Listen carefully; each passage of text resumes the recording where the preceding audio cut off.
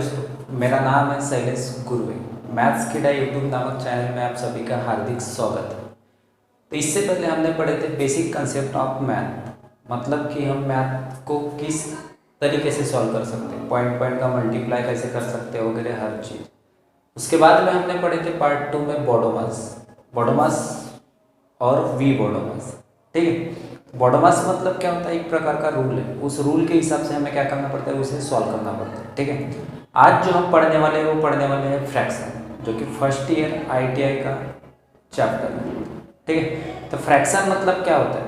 Fraction मतलब ऐसी संख्या जहाँ पे वो कौन से फॉर्म में दी रहती है, P/Q के फॉर्म में दी रहती है।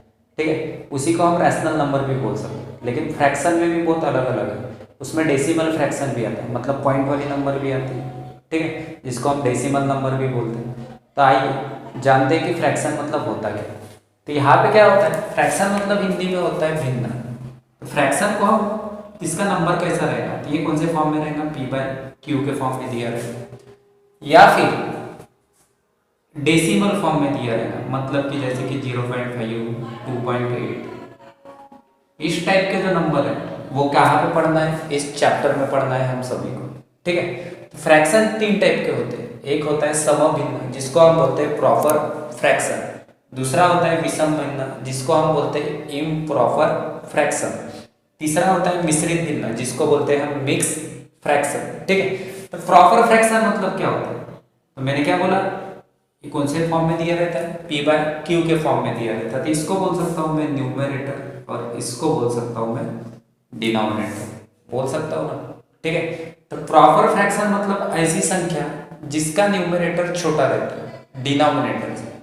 मैंने क्या बोला, प्रॉपर फ्रैक्शन मतलब कोई ऐसा नंबर जिसका न्यूमरेटर क्या रहता है, छोटा रहता है, किससे, डिनोमिनेटर से। जैसे कि एग्जांपल देखो, न्यूमरेटर क्या रहेगा, छोटा रहेगा, किससे, डिनोमिनेटर से। ठीक है, जैसे एग्जांपल लिया मैंने 3/4, 7/9, 11/12। तो इस टाइप की संख्या को हम लोग क्या बोलेंगे, प्रॉपर फ्रैक्शन। अब इम्प्रॉपर फ्रैक्शन मतलब क्या होता है, इसका उल्टा, मतलब कि अब क्या हो जाएगा, न्यूमरेटर बड़ा हो जाएगा और डिनोमिनेटर क्या हो जाएगा, छोटा हो जाएगा। जैसे कि यहाँ पे न्यूमरेटर क्या हो जाएगा, बड़ा, और डिनोमिनेटर क्या हो जाएगा, छोटा। जैसे कि देखो यहाँ पे लिखा है 5/4,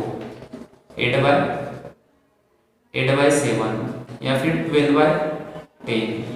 इस टाइप के फ्रैक्शन को हम लोग क्या बोलेंगे, इम्प्रॉपर फ्रैक्शन। इसी को हिंदी में क्या बोलते हैं, विषम भिन्न। अब मिश्रित भिन्न मतलब क्या होता है, मिश्रित भिन्न मतलब होता है, एक होती है हमारे पास में फुल संख्या, एक संख्या कैसी होती है, फुल, और दूसरी दी रहती है फ्रैक्शन में, क्या में दी रहती है, फ्रैक्शन में। तो इन दोनों को हम एक साथ मिला दे तो उसे बोलते हैं हम मिश्रित भिन्न। जैसे कि एग्जांपल देखो, यहाँ मैंने लिखा हो 3, ये कैसी है, 3 फुल नंबर, और इसके बाद में लिख दिया 1/4। अब इसी को मैंने लिखा दूसरा एग्जांपल 5, 2/7, 8, 1/9। तो इस टाइप के फ्रैक्शन को हम लोग बोलते हैं मिक्स फ्रैक्शन। आई होप आप सभी को ये तीनों टाइप समझ में आए। ठीक है, तो इस चैप्टर में हमें पढ़ना क्या है, तो इस चैप्टर में हमें पढ़ना है फ्रैक्शन की एडिशन करना। क्या पढ़ना है, फ्रैक्शन की एडिशन करना, फ्रैक्शन का सब्ट्रैक्शन करना, और फ्रैक्शन का मल्टीप्लिकेशन करना, और फ्रैक्शन का डिवीजन करना। तो आइए अब देखते हैं हम इसी चैप्टर के कुछ एग्जाम्पल, जिससे आपको बहुत ही आसानी से समझ में आएगा कि फ्रैक्शन की एडिशन कैसे करते हैं, सब्ट्रैक्शन कैसे करते हैं, मल्टीप्लिकेशन कैसे करते हैं, और डिवीजन कैसे करते हैं। तो आइए दोस्तों अब देखते हैं इसी फ्रैक्शन के ऊपर भी कुछ क्वेश्चन। ठीक है, जैसे कि हमारा एक क्वेश्चन दिया है पहला 1/2 + 3/4 + 2/3। ठीक है, तो इस टाइप के प्रॉब्लम ना मैंने basic concept of maths video में भी पढ़ा चुका हूँ कि इनका मल्टीप्लाई कैसे करते हैं, इनकी एडिशन कैसे करते हैं। ठीक है, अगर आप सभी ने वो वीडियो नहीं देखे तो वो वीडियो जाके एक बार जरूर देखें, उससे तुम्हारे पूरे कंसेप्ट क्लियर हो जाएंगे। ठीक है, जैसे कि यहाँ इसको सॉल्व करने के हमारे पास में 2 मेथड, एक है LCM मेथड और दूसरा है हमारे पास में क्रॉस मल्टीप्लिकेशन मेथड। तो LCM मेथड से हम लोग इसको सॉल्व नहीं करेंगे, क्योंकि बहुत से लड़कों को LCM लेना नहीं आता, और जो सच में थोड़ा क्रिटिकल है, इसलिए हम लोग इसको कौन से मेथड से सॉल्व करेंगे, तो इसको सॉल्व करेंगे हम लोग क्रॉस मल्टीप्लिकेशन मेथड। तो क्रॉस मल्टीप्लिकेशन मेथड में क्या करना पड़ता है, क्रॉस मल्टीप्लिकेशन मेथड में इन दोनों का क्या करना पड़ता है, डिनोमिनेटर सेम बनाना पड़ता है। मतलब कि यहाँ पे इनकी भी एक पेयर बनाऊंगा, इनका जो आंसर आएगा इसके साथ मैं क्या करूँगा, पेयर बनाऊंगा।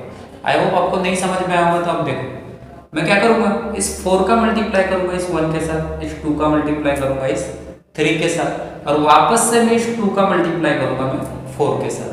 मतलब मैंने कैसा बोला, 1 का मल्टीप्लाई किसके साथ होगा, 4 के साथ, 3 का मल्टीप्लाई किसके साथ होगा, 2 के साथ, और ये 2 का मल्टीप्लाई किसके साथ में होगा, 4 के साथ।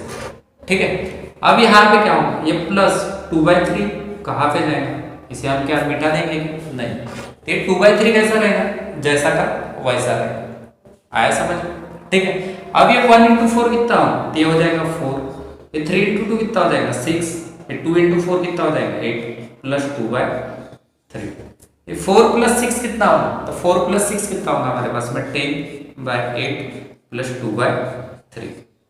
ठीक है, तो अब बन गया ना वापस से ये छोटा सा। ठीक है, तो अब इसमें क्या करना है, इसमें भी वापस हमें क्या करना है, क्रॉस मल्टीप्लिकेशन करना है। तो मैं क्या करूंगा, इस 3 का मल्टीप्लाई 10 के साथ करूंगा, और इस 8 का मल्टीप्लाई 2 के साथ करूंगा, और वापस 8 का मल्टीप्लाई किसके साथ करूंगा मैं, 3 के साथ।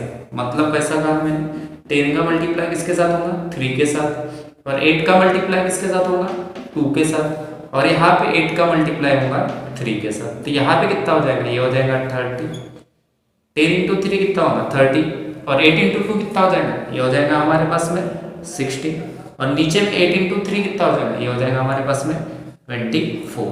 ठीक है, तो ये 30 + 16 ये कितना होता है, तो 13 + 16 कितना होता है हमारे पास में 46, और नीचे में आ जाएगा 24।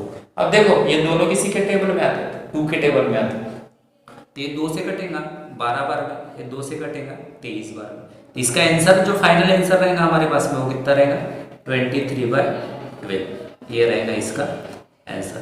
आई होप आप सभी को पहला क्वेश्चन समझ में आया। अब पहला क्वेश्चन समझ में आया तो इसके बाद देखते हैं एडिशन के बाद सब्ट्रैक्शन वाला। ठीक है, आइए तो हमारे देखते हैं क्वेश्चन नंबर 2। क्वेश्चन नंबर 2 क्या बोलता है, 6/7 - 3/8। मैंने आपको बेसिक कंसेप्ट वाले मैथ्स के वीडियो में बताया था, यहाँ पे प्लस और माइनस रहा तो वहीं पे हम लोग क्या करते हैं, क्रॉस मल्टीप्लिकेशन करते हैं। मतलब यहाँ पे 8 का मल्टीप्लाई किसके साथ होगा, इस 6 के साथ, और ये 7 का मल्टीप्लाई 3 के साथ, और डिनोमिनेटर में 7 × 8। मतलब ये क्या हो जाएगा, 6 × 8 - 3 × 7 डिवाइडेड बाय 7 × 8। यहाँ पे ध्यान देना, यहाँ पे माइनस दिया था इसलिए मैंने यहाँ माइनस लिया, और ये पहले वाले क्वेश्चन में यहाँ पे प्लस दिया था इसलिए मैंने यहाँ पे क्या लिया था, प्लस लिया था। दोनों में मेथड था इसलिए सेम है। तो यहाँ पे कितना होता है, 6 × 8 कितना होता है 48, और 3 × 6 होता है 21, और 7 × 8 कितना होता है, ये होता है हमारे पास में 56। जब यहाँ पे 48 में से 21 जाएगा तो कितना बचेगा हमारे पास में, यहाँ बचेगा 7, और यहाँ बचेगा, और नीचे आएगा 56। ठीक है, तो ये रहेगा हमारा इसका आंसर। अब इसको रिड्यूस करना है तो रिड्यूस कर सकते, नहीं करना है तो नहीं कर सकते। ये किसके ऊपर डिपेंड रहेगा, हमारे ऑप्शन के ऊपर। ठीक है, तो आई होप आपको दूसरा क्वेश्चन भी समझ में आया। अब हमारा आते हैं क्वेश्चन नंबर 3 पे। तो क्वेश्चन नंबर 3 यहाँ पे देखो डायरेक्ट क्या दिया था, यहाँ पे ये जो क्वेश्चन दिया था ये प्रॉपर फ्रैक्शन में दिया था, क्योंकि प्रॉपर फ्रैक्शन मतलब क्या होता है, न्यूमरेटर छोटा रहता है डिनोमिनेटर, है ना। और यहाँ पे भी क्वेश्चन कैसे दिया था, सिंपल फ्रैक्शन में ही दिया था। ये दोनों सिंपल फ्रैक्शन में दिए थे क्वेश्चन, लेकिन यहाँ पे जो क्वेश्चन दिया है वो कौन सा दिया है, मिक्स फ्रैक्शन में। यहाँ पे जैसे ही मिक्स फ्रैक्शन में दिया है, और यहाँ पे भी कौन से फ्रैक्शन में दिया है, मिक्स फ्रैक्शन। तो मैं मिक्स फ्रैक्शन को सबसे पहले काय में चेंज करूंगा, सिंपल फ्रैक्शन। उसी के बाद मैं इस क्वेश्चन को क्या कर सकता हूँ, सॉल्व कर सकता हूँ। ठीक है, जैसे कि यहाँ तो मिक्स फ्रैक्शन को सिंपल फ्रैक्शन में कैसे चेंज करना है, यहाँ पे जो 1 है ना इसकी प्लस करते हैं 6/7 के साथ। मतलब यहाँ पे होगा 1 + 6/7। इसी को मैं सबसे पहले सॉल्व करूंगा। उसके बाद में प्लस कितना है 3/40 माइनस ये कितना है 1 + 1/7। मतलब कि जब भी मुझे मिक्स फ्रैक्शन को चेंज करना है सिंपल फ्रैक्शन में, तो इन दोनों के बीच में क्या रखना है, सिर्फ और सिर्फ प्लस। तो ये सॉल्व कैसे होता है, तो ये सॉल्व होता है इस 7 का मल्टीप्लाई होगा 1 के साथ। मतलब यहाँ पे भी क्या होता है, क्रॉस मल्टीप्लिकेशन। तो यहाँ पे क्या हो जाएगा, 1 × 7 + 6/7, फिर आएगा प्लस 3/40 माइनस। अब यहाँ पे भी क्या होगा, 7 का मल्टीप्लाई किसके साथ में होगा, 1 के साथ। मतलब ये भी हो जाएगा 1 × 7 + 1/7। तो यहाँ पे इसका आंसर कितना आएगा, 1 × 7 कितना होता है 7, 7 और 6 कितना होता है, तो वो कितना होता है हमारे पास में 13/7 प्लस ये कितना हो जाएगा 3/14 माइनस ये कितना हो जाएगा 1 इंटू 7 7 7 और 1 ये हो जाएगा 8/7। अब देखो यहाँ ये बन गया ना क्वेश्चन पहले जैसा, जैसे हमारा पहला क्वेश्चन था सेम उसी के जैसे बना 13/7 प्लस 3/14 माइनस 8/7। अब इसको सॉल्व करना तो कोई बहुत बड़ी बात नहीं, ठीक है। अगर मैंने ये 7 को 2 से मल्टीप्लाई किया तो 14 बन जाएंगे, यहाँ पे भी 2 से मल्टीप्लाई किया तो कितना बन जाएगा 14। अगर ऐसे भी समझ में नहीं आती तो तुम लोग क्रॉस मल्टीप्लाई भी कर सकते हो, ठीक है।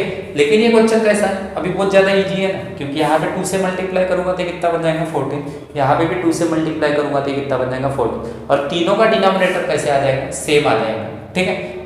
तो आइए अब देखते हैं कि ये आगे में कैसे सॉल्व होगा। तो मैंने यहाँ पे क्वेश्चन लिख दिया 13/7 प्लस 3/14 माइनस 8/7 है ना, जैसा का वैसा, ठीक है।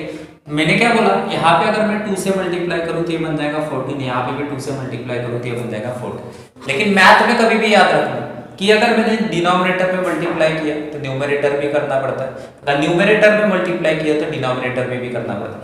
मतलब मैंने यहाँ पे 2 से मल्टीप्लाई किया तो मुझे ऊपर भी कितने से मल्टीप्लाई करना पड़ेगा 2 से, यहाँ पे भी मैंने 2 से मल्टीप्लाई किया तो इसलिए मुझे ऊपर भी कितने से मल्टीप्लाई करना पड़ेगा 2 से। आई होप आप सभी को समझ में आया होगा, ठीक है। तो ये कितना हो जाएगा 2 × 30, ये हो जाएगा हमारे पास में 26, ये हो जाएगा 14 प्लस 3/14 माइनस ये हो जाएगा 16/14। यही सेम क्वेश्चन मैंने कहाँ पे पढ़ा है, तुमको पार्ट 1 में पढ़ा है, ठीक है। सेम मतलब प्रोसीजर सेम है, ठीक है। तो यहाँ पे जब इन तीनों का डिनोमिनेटर कैसा हो गया सेम, तो मैं इसका क्या लूंगा एलसीएम, जो कि आएगा 14, और ये कितना हो जाएगा डायरेक्ट न्यूमरेटर की क्या होगी एडिशन और सब्ट्रैक्शन, मतलब ये हो जाएगा 26 प्लस 3 माइनस 16। तो यहाँ पे आंसर कितना है देखो 26 और 3 ये हो जाएगा 29 माइनस 16/14। तो यहाँ पे कितना बचेगा 9 में से 6 जाएगा 3 बचेगा, 2 में से 1 जाएगा 1 बचेगा, तो यहाँ पे आएगा 14। मतलब यहाँ पे आंसर कितना रहेगा 13/14, ये रहेगा इस क्वेश्चन का आंसर, ठीक है। अब देखते हैं इसके बाद का हमारा क्वेश्चन 4th। तो आइए दोस्तों अब देखते हैं हमारा क्वेश्चन नंबर 4th, ठीक है। तो हमें क्वेश्चन 4th दिया है 5u, ये भी मिक्स फ्रैक्शन में दिया है, ये भी मिक्स फ्रैक्शन में, ये भी मिक्स फ्रैक्शन में, ये भी मिक्स फ्रैक्शन। तो सबसे पहले हमें इसको काय में चेंज करना पड़ेगा, सिंपल फ्रैक्शन में चेंज करना पड़ेगा। तो सिंपल फ्रैक्शन में चेंज करने के लिए हम लोग क्या करेंगे, इसके बीच में भी प्लस लगाएंगे, इसके बीच में भी प्लस, इन दोनों के बीच में भी प्लस और इन दोनों के बीच में भी प्लस, ठीक है। फिर उसके बाद करेंगे हम इनका क्रॉस मल्टीप्लिकेशन। आइए देखते हैं कैसे सॉल्व हो। तो इसे क्या लिख सकता हूँ ब्रैकेट के अंदर में, तो 5 प्लस 5/4 प्लस 9 प्लस 3/8 माइनस ये कितना आ जाएगा 7 प्लस 4/3 प्लस 7 प्लस 3/6। इतना समझ में मैंने क्या किया, इन सब के बीच में क्या लगा दिया, सिर्फ और सिर्फ प्लस लगा दिया। अब इसके बाद में क्या होगा, इस 4 का मल्टीप्लाई होगा इस 5 के साथ, इस 8 का मल्टीप्लाई होगा इस 9 के साथ, मतलब ये कितना हो जाएगा 5 × 4 प्लस 5 डिवाइडेड बाय 4। यहाँ पे क्या होगा 8 × 9 प्लस 3/8, यहाँ पे क्या होगा 7 × 3 प्लस 4/3, यहाँ पे क्या होगा ये इसके साथ मल्टीप्लाई होगा 7 × 6 प्लस 3/6, मतलब यहाँ पे क्या हुआ ये इसके साथ मल्टीप्लाई हुआ, ये इसके साथ, ठीक है।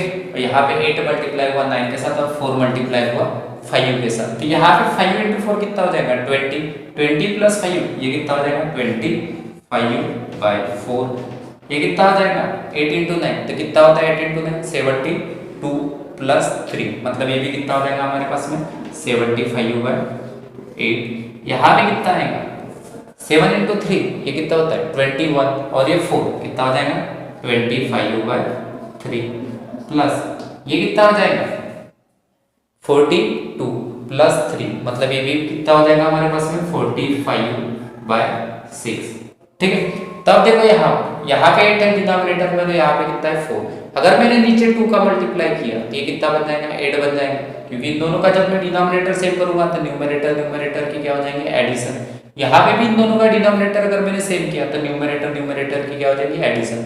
अगर मैं यहाँ पे 2 का मल्टीप्लाई करता हूँ तो मुझे ऊपर भी किससे मल्टीप्लाई करना पड़ेगा 2 से करना पड़ेगा, क्योंकि हमने अभी देखे थे कि जो न्यूमरेटर में होता है या डिनोमिनेटर में होता है प्लस करो या माइनस, मल्टीप्लाई करो या डिवाइड, वो दोनों फंक्शन कहाँ पे करना पड़ता है न्यूमरेटर में भी और डिनोमिनेटर में। तो यहाँ पे भी अगर मैंने 2 का मल्टीप्लाई किया, कितने का मल्टीप्लाई किया 2 का, तो मुझे ऊपर भी कितने का मल्टीप्लाई करना पड़ेगा 2 का।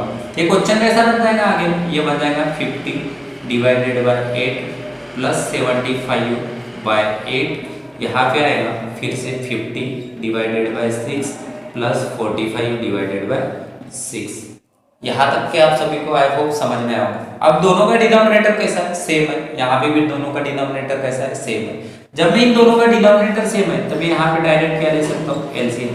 ये कितना हो जाएगा 50 प्लस 75 माइनस यहाँ पे कितना हो जाएगा 50 प्लस 45 डिवाइडेड बाय 6। ठीक है, अब हमारे पास में 50 प्लस 75 ये कितना होता है 25 बाय 8 माइनस यहाँ पे कितना होगा 50 प्लस 45, तो ये हमारे पास में कितना होता है 95 बाय 6। अब ये बन गया ना सिंपल क्वेश्चन। तो यहाँ पे क्या कर सकता हूँ मैं, डायरेक्ट क्रॉस मल्टीप्लाई कर सकता हूँ। ठीक है, मतलब इस 6 का मल्टीप्लाई किसके साथ होगा 125 के साथ, 8 का मल्टीप्लाई 95 के साथ, और वापस से 8 का मल्टीप्लाई किसके साथ होगा 6 के साथ। मतलब यहाँ पे आगे स्टेप कितना है 125 into 6 minus 95 into 8 divided by 8 into 6। अब 125 इंटू 6 ये कितना होता है, तो ये होता है हमारे पास में 750, मतलब 750। 95 इंटू 8 ये कितना होता है, तो ये होता है हमारे पास में 760। नीचे भी कितना होता है 8 इंटू 6 कितना होता है, ये होता है हमारे पास में 48। तो 75 मतलब 750 में से कितना जाएगा 760 जाएगा, तो हमारे पास में कितना बचेगा, तो यहाँ पे बचेगा हमारे पास में -10 बाय 48। आई होप आप सभी को ये क्वेश्चन समझ में आया होगा। ठीक है, अब देखते हैं इसके बाद में हमारे कुछ डायग्राम वाले क्वेश्चन। तो हमारा क्वेश्चन कौन सा रहेगा, क्वेश्चन नंबर 5। आइए अब देखते हैं हमारे कुछ डायग्राम वाले क्वेश्चन इसी चैप्टर के। ठीक है, तो अब देखते हैं हमारा क्वेश्चन नंबर 5। ठीक है, ये रहेगा हमारा क्वेश्चन नंबर 5। तो यहाँ पे आप लोगों को क्या दिए डायग्राम दिए, इस डायग्राम का इस सेंटर से इस सेंटर तक का डिस्टेंस हमें दिया है पूरा 110.16, मतलब 110.62, सॉरी 16 नहीं दिया है 110.62। ठीक है, तो ये यहाँ से मतलब स्टार्टिंग से एंडिंग तक का पूरा टोटल डिस्टेंस कितना दिया है 110.62। ठीक है, तो यहाँ पे ये छोटे वाले पार्ट का मतलब यहाँ से यहाँ तक का डिस्टेंस दिया है हमें 7, और यहाँ से यहाँ तक का डिस्टेंस दिया है हमें 26.362, और यहाँ से यहाँ तक का डिस्टेंस दिया है हमें x, और यहाँ से यहाँ तक का डिस्टेंस दिया है 32। तो आप मुझे बताओ स्टार्टिंग से एंडिंग तक का डिस्टेंस हमारे पास में कितना दिया है 110.62, और ये अलग अलग डिस्टेंस दिया है, तो इन्हीं की तो एडिशन ये कितनी होगी 110.62 होंगी ना। इन सब की एडिशन करूंगा मैं, तो यहाँ देखो इस पोर्शन का भी एडिशन किया, इसकी भी एडिशन, इसकी भी एडिशन और इसकी भी एडिशन, तो ये किसके बराबर होगी, तो किसके बराबर होगी 110.62 के। तो इसको अगर जब मैं लिखूंगा ये क्या होगा 110.62 इज इक्वल टू, इन सब की क्या करना पड़ेगा मुझे एडिशन। यहाँ पे एडिशन कैसे होगी 7 प्लस 26.362 प्लस 32 प्लस x। मुझे इस x की ही तो वैल्यू फाइंड करनी है, इस डायग्राम में किसकी वैल्यू फाइंड करनी है x की। ठीक है, तो यहाँ पे कितना हो जाएगा, कितना होगा 7 प्लस 32, ये कितना होगा हमारे पास में 39, और 39 और 26.362 की जब मैं एडिशन करूंगा तो इसका आंसर आएगा मेरे पास में 65.362 प्लस x, और इस साइड में कितना रहेगा 110.62। अब मैंने उस दिन ही बताया था आपको बेसिक कंसेप्ट वाले मैथ की वीडियो में कि कोई भी वैल्यू प्लस में रहती है वो इस साइड जाने के बाद वो क्या में जाती है माइनस में, मतलब ये क्या हो जाएगा 110.62 minus 65.362 is equal to x। जब मैं इसको प्लस में था तो प्लस इस साइड में जो भी वैल्यू क्या में रहती है प्लस में रहती है, तो इस साइड जाने के बाद क्या में आती है माइनस में, तो ये आ गया माइनस में। जब मैं इसको 110.62 में से माइनस करूंगा किसको 65.362 को, तो हमारे पास में आंसर कितना आएगा, तो हमारे पास में जो आंसर आएगा वो कितना बचेगा, देखो यहाँ पे अगर इसको माइनस करना है तो मैं इसको जब मैं माइनस करूंगा तो आंसर कितना है 110.62 माइनस कितना करूंगा 65.362, जिसके ऊपर में कुछ नहीं रहता उसके ऊपर में क्या रहता है हमेशा 0 रहता है। तो 10 में से 2 जाएगा तो कितना बचेगा 8, कैरी आएगा 1। 12 में से 7 जाएगा तो कितना बचेगा 5, कैरी आएगा 1। 6 में से 4 जाएगा तो कितना बचेगा 2, फिर आएगा इस पॉइंट का नीचे पॉइंट। अब 10 में से 5 जाएगा तो कितना बचेगा 5, कैरी आएगा 1। अब 11 में से 7 जाएगा तो कितना बचेगा 4, कैरी आएगा 1 0। मतलब इसका आंसर कितना आएगा 45.258। यही रहेंगी हमारा इस क्वेश्चन का आंसर, और इसी का रहेगा वो इसी डायग्राम के रहेगा आंसर। मतलब इस x की वैल्यू कितनी आएगी 45.258। तो आइए अब देखते हैं हमारा क्वेश्चन नंबर 6। हमारा क्वेश्चन नंबर 6 दिया है, ठीक है। यहाँ पे क्या दिया है आपको सेमी सर्कल दिया। क्या दिया है हमको सेमी सर्कल। तो यहाँ पे देखो यहाँ से यहाँ तक की दूरी दी है हमको x, और ये पूरा टोटल डिस्टेंस दिया है हमें 36.62, और यहाँ से यहाँ तक की दूरी दी है हमको रेडियस, और r की वैल्यू दी है हमको 29.62। मतलब कि यहाँ से यहाँ तक की दूरी कितनी होगी 29.62, और यहाँ से यहाँ तक की दूरी कितनी दी है x। तो इन दोनों को जब मैं मिलाऊंगा r प्लस x करूंगा तो ही मेरा आंसर कितना आएगा 36.62। मतलब यहाँ पे मैं लिख सकता हूँ 36.62 equal to r plus x, और r इस साइड आएगा तो क्या में जाएगा माइनस में जाएगा। लेकिन r की वैल्यू कितनी दी है हमारे पास में, तो वो r की वैल्यू दी है हमारे पास में 29.16 इक्वल टू x। जब मैं यहाँ पे इसको माइनस करूंगा तो यहाँ पे कितना बचेगा 12 में से 6 जाएगा तो बचेगा 6, फिर आएगा क्या है 6 में से 2 जाएंगे तो कितने बचेंगे 4, फिर आएगा पॉइंट। 16 में से अगर 9 जाएंगे तो यहाँ पे कितना बचेगा 16 में से जब 9 जाएंगे तो बचेगा हमारे पास में 7, फिर आएगा क्या 3 में से 3 जाएगा तो 0। मतलब यहाँ पे x की जो वैल्यू आएगी वो कितनी रहेगी 7.46। आई होप आप सभी को ये डायग्राम वाले क्वेश्चन भी समझ में आएगा, ठीक है। तो अभी के लिए इतना ही। आज के वीडियो में जो कुछ भी आपको समझ में नहीं आया होगा, किसी चीज क्वेश्चन के ऊपर में डाउट होगा तो नीचे कमेंट बॉक्स में जाके कमेंट करें, मैं इसके ऊपर फिर से एक वीडियो बना दूंगा, ठीक है। अब इसके नेक्स्ट पार्ट में हम देखेंगे एचसीएफ और एलसीएम, जो कि मैं आपको कॉलेज के मेथड से भी पढ़ाऊंगा और शॉर्ट ट्रिक से भी पढ़ाऊंगा, ठीक है। तो आप आई होप आप सभी को ये वीडियो समझ में आया होगा। अगर ये वीडियो आपको पसंद आया तो लाइक और सब्सक्राइब करें और शेयर करना ना भूलें।